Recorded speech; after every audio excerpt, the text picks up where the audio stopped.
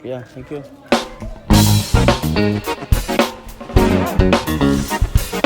Hello guys, welcome back ulit sa channel ko. For today's episode ay mag-unbox tayo ng sound card. Actually, matagal ko na itong gustong bilhin. Hindi ko siya mabili-bili dahil may V8 pa naman ako na okay pa. Pero buti na lang, humigay na at syempre kailangan natin mag-update para naman ma-improve yung mga quality ng video natin kahit pa unti-unti. At may kamahalan din kasi. Kaya tara na, samahan niyo ko i-unbox.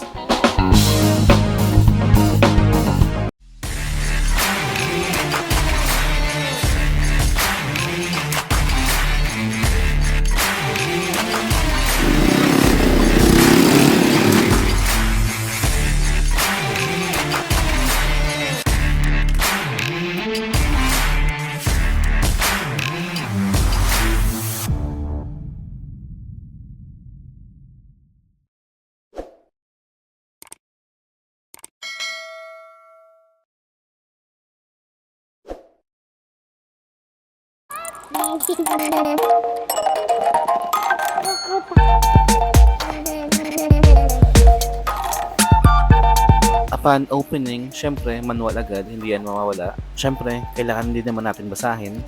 Pero for now, keep na muna natin. At eto na nga siya. Excited na ako makita. Ang laki. Oo nga, ang laki. Nasanay kasi ako sa V8 na maliit lang, tapos magaan. Pero ito ang bigat, tapos ang lapad pa. Ang ganda niya. Sana pati yung sounds maganda din.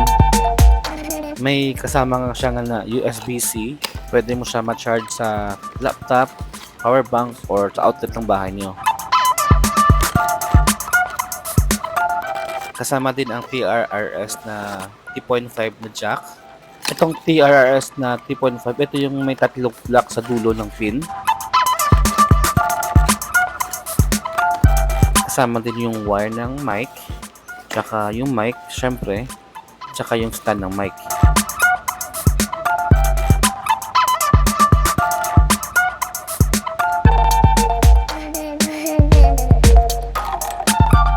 Maganda din yung mic niya, mukhang quality.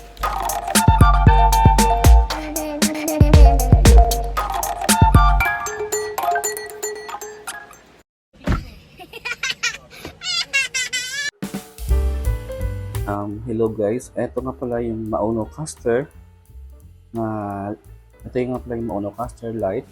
Nakuha ko siya na may kasama na siyang microphone with wire. Ito yung wire niya, 3.5, tapos type C na charger, tapos USB yung isa. Pwede mo siyang saksak sa power bank, sa computer, or sa mismong kurente nyo sa bahay. Dito yung on tsaka off. Ito naman yung ilaw para lakasan mo, hinaan mo.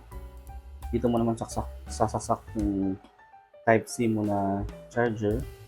Tapos sa tatlong pad 1, pad 2, pad 3 output na to, pwede kang magsabay-sabay na live sa tatlo.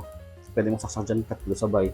Pwede kang mag-Facebook habang nag-YouTube tsaka nag-TikTok na sabay live. Tapos dito naman sa output, kung gusto mo ilabas yung tunog sa speaker, dito mo siya sasasak sa output. Yung music input naman, kung gusto mo accompany ng kunwari mag-videoke ka or magpapatugtog ka, dito mo siya sasaksak galing sa CPU mo o sa computer. Headset, tsaka yung mic 1 tsaka mic 2. Pwede kang magsabay ng mic 1 o mic 2 kung gusto mo mag-podcast. Ayan. Tapos, kung gusto mo siyang i-charge habang naka-play, pwede mo sasak dito sa type C. Pero habang, kasi sa akin, charge ko na to. So, pwede ko na siyang i-on.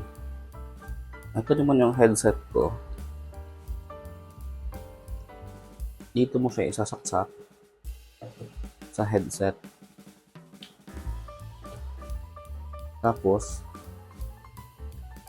Tapos dito sa TRRS na 3.5 jack, May tatlong block siya. 1, 2, 3. Mas maganda kasi ito gamitin mo para mas malakas yung mga sounds na papasok sa iPad pag magla-live ka. Dito kasi sa iPad, naka-install yung StreamYard na nahiram ni Ate Husky. Ate Husky Edna, shoutout na pala sa pagpahiram mo ng StreamYard mo. Binili ko to sa separate kasi gusto ko dito kasi pwede siya ganyan, ganyan, ganyan. Kasi para kinabit ko siya dito, pwede dito ko siya kakabit sa type sa pod output 1, 2 or 3, pwede mo sa kahit saan dyan. Dito ko muna kabit sa type 1, sa pod 1. Tapos, ikakabit ko sa iPad kung mag-live ka or mag-record ka. Itong 3.5 naman na jack na hawak ko, for example, wala kayong Bluetooth or yung CPU mo walang Bluetooth or yung laptop mo walang Bluetooth, so pwede mo siya makonect sa 3.5 to 3.5. Para naman to kung gusto mo mag-accompany ng videoke or mga music na galing sa laptop mo or cellphone papuntang iPad mo na nagre-record.